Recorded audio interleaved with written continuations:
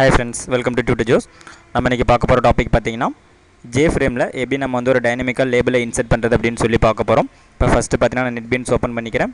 இப்போ இதல பாத்தீங்கன்னா ஒரு J-Frame கொடுத்திருக்கேன். இப்போ இந்த ஃப்ரேம்ல எப்படி நம்ம டைனமிக்கா ஒரு லேபிளை இன்சர்ட் பண்றது அப்படினு சொல்லி பார்ப்போம். ஃபர்ஸ்ட் இதனுடைய சோர்ஸ் கோட்ல JLabel அப்படிங்கற கிளாஸ்க்கு ஒரு ஆப்ஜெக்ட் டிக்ளேர் பண்ணிக்கிறேன். JLabel L அப்படிங்கற ஆப்ஜெக்ட் டிக்ளேர் பண்ணிக்கிறேன்.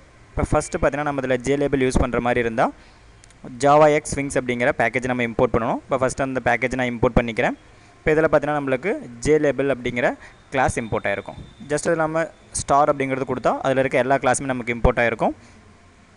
நெக்ஸ்ட் பாத்தீங்கன்னா இந்த டெஸ்ட் அப்படிங்கற கன்ஸ்ட்ரக்டர்ல L அப்படிங்கற அந்த லேபிளுக்கு பாத்தீங்கன்னா இன்ஸ்டன்ட் கிரியேட் பண்ணிக்கிறேன். L = new JLabel. இப்போ இதனோட கன்ஸ்ட்ரக்டர்ல பாத்தீங்கன்னா நம்ம கொடுக்கிற அந்த ஸ்ட்ரிங் அந்த லேபிளோட டெக்ஸ்டா நமக்கு டிஸ்ப்ளே ஆகும். இப்போ இதல பாத்தீங்கன்னா வந்து நான் Tutor Joes கம்ப்யூட்டர் எஜுகேஷன் அப்படிங்கற ஸ்ட்ரிங்கை பாத்தீங்கன்னா நான் டிஸ்ப்ளே பண்ணிக்கிறேன். நெக்ஸ்ட் பாத்தீங்கன்னா இந்த லேபிளுக்கு நம்ம பவுண்ட் செட் பண்ணனும். அதாவது அதனுடைய x position and y position அடுத்து அதனுடைய ஹைட் and width நம்ம செட் பண்ணனும். இப்போ அதுக்காக பாத்தீங்கன்னா set bounds அப்படிங்கற ஃபங்க்ஷனை யூஸ் பண்ணிக்கிறேன். இப்போ இதல ஃபர்ஸ்ட் ஆர்குமென்ட் பாத்தீங்கன்னா x பொசிஷன் கொடுக்கணும். நான் வந்து ஒரு 100 அப்படிங்கறது கொடுத்துக்கிறேன். நெக்ஸ்ட் y பொசிஷன் ஒரு 100 அப்படிங்கறது கொடுத்துக்கிறேன். அடுத்து பாத்தீங்கன்னா அதோட width வந்து ஒரு 250 கொடுத்துக்கிறேன். ஹைட் வந்து ஒரு 50 கொடுத்துக்கிறேன். நெக்ஸ்ட் இந்த லேபிளை பாத்தீங்கன்னா நம்ம ஃப்ரேமோட ஆட் பண்றதுக்காக add அப்படிங்கற மெத்தட் யூஸ் பண்ணி இந்த L அப்படிங்கற லேபிளை பாத்தீங்கன்னா நம்மளுடைய ஃப்ரேமோட ஆட் பண்ணிக்கிறேன். இப்போ ஜஸ்ட் இத சேவ் பண்ணிட்டு இந்த ஃபார்ம் பாத்தீங்கன்னா ரன் பண்றேன். Shift F6 கொடுத்தா போதும் நமக்கு பாத்தீங்கன்னா இந்த ஃபார்ம் வந்து ரன் ஆயிடும். இப்போ ஆட்டோமேட்டிக்கா பாத்தீங்கன்னா நம்ம கொடுத்த இந்த ஸ்ட்ரிங் வந்து இந்த லேபிள்ல டிஸ்ப்ளே ஆயிருக்கும். அதாவது நமக்கு பாத்தீங்கன்னா டைனமிக்கா ஒரு லேபிள் வந்து இந்த ஃப்ரேம்ல இன்சர்ட் ஆயிருக்கும். இப்போ நெக்ஸ்ட் எப்படி இந்த லேபிள்ல இருக்க டெக்ஸ்டோட கலர் நம்ம சேஞ்ச் பண்றது அதே மாதிரி இதனுடைய ஃபாண்ட் ப்ராப்பர்ட்டி எப்படி நம்ம சேஞ்ச் பண்றது அப்படினு சொல்லி பாப்போம். இப்போ இந்த லேபிள்ல இருக்க டெக்ஸ்டோட ஃபாண்ட் செட் பண்றதுக்காக L.setFont அப்படிங்கற ஃபங்க்ஷனை யூஸ் பண்ணிக்கிறேன். new font. இதல பாத்தீங்கன்னா ஃபர்ஸ்ட் ஆர்குமென்ட் நம்ம ஃபாண்ட் நேம் கொடுக்கணும். இப்போ ஃபாண்ட் நேம் பாத்தீங்கன்னா இம்பாக்ட் அப்படிங்கற ஃபாண்ட் கொடுத்துக்கிறேன்.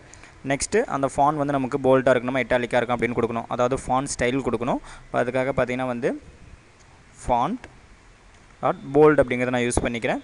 இப்போ ஃபாண்ட் பாத்தீங்கன்னா நமக்கு போல்டா டிஸ்ப்ளே ஆகும். நெக்ஸ்ட் ஃபாண்ட் சைஸ் கொடுக்கணும். சைஸ் பாத்தீங்கன்னா ஒரு 10 கொடுத்துக்கிறேன். கொடுத்துட்டு ஜஸ்ட் இத சேவ் பண்ணிட்டு ரன் பண்றேன். Shift F6 கொடுத்தா போதும் நமக்கு ஃபார்ம் பாத்தீங்கன்னா வந்து ரன் ஆயிடும். இப்போ ஆட்டோமேட்டிக்கா பாத்தீங்கன்னா நம்ம கொடுத்த அந்த ஃபார்மட்ல இந்த ஃபாண்ட் டிஸ்ப்ளே ஆயிருக்கும். ஜஸ்ட் இதனுடைய சைஸ் மட்டும் கொஞ்சம் நான் இன்கிரிமென்ட் பண்ணிக்கிறேன்.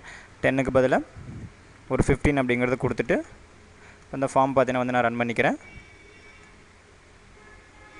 ஆட்டோமேட்டிக்கா பாத்தீங்கன்னா நமக்கு 15 font sizeல இந்த டெக்ஸ்ட் டிஸ்ப்ளே ஆகும். இதே மாதிரி இந்த டெக்ஸ்டோட கலர் எப்படி சேஞ்ச் பண்றது அப்படினு சொல்லி பாப்போம். L அப்படிங்கிறது பாத்தீங்கன்னா நமக்கு அந்த லேபிளோட ஆப்ஜெக்ட் L.set foreground அப்படிங்கற ஃபங்க்ஷன் யூஸ் பண்ணி இதனுடைய கலர் பாத்தீங்கன்னா நான் சேஞ்ச் பண்ணிக்கிறேன். color.red அப்படிங்கறது கொடுக்கிறேன். இப்போ நமக்கு பாத்தீங்கன்னா ரெட் கலர்ல இது டிஸ்ப்ளே ஆகும். அதாவது நமக்கு என்ன கலர் வேணுமோ அந்த கலர் வேல்யூ கொடுத்துக்கலாம். ஜஸ்ட் இந்த ஃபார்ம் நான் ரன் பண்றேன். இப்போ ஃபாண்ட் பாத்தீங்கன்னா நமக்கு ரெட் கலர்ல டிஸ்ப்ளே ஆகும். ஓகே फ्रेंड्स, இப்போ இந்த வீடியோல பாத்தீங்கன்னா எப்படி நம்ம J-Frameல டைனமிக்கா ஒரு லேபிளை இன்சர்ட் பண்றது அப்படினு சொல்லி பார்த்தோம். இந்த மாதிரி உங்களுக்கு டுட்டோரியல்ஸ் வேணும்னா www.tutorjoes.com விசிட் பண்ணி பாருங்க. YouTubeல உங்களோட வீடியோஸ் பாக்கும்போது மறக்காம உங்க YouTube சேனலை சப்ஸ்கிரைப் பண்ணிக்கங்க. Thank you friends.